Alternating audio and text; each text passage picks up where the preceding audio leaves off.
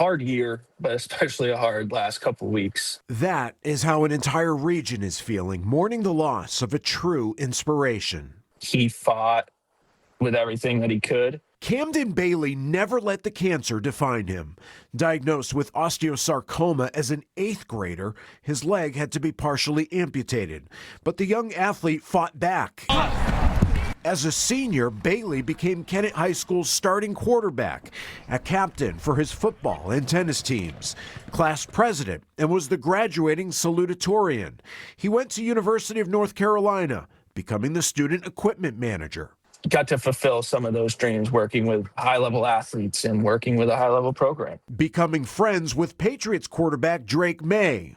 Bailey's resilience, a motivation to so many.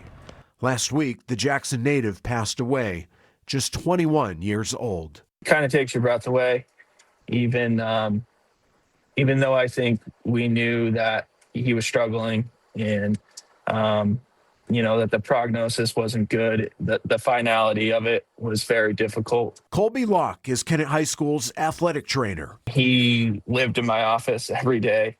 Despite everything Bailey went through, Locke says he was always positive.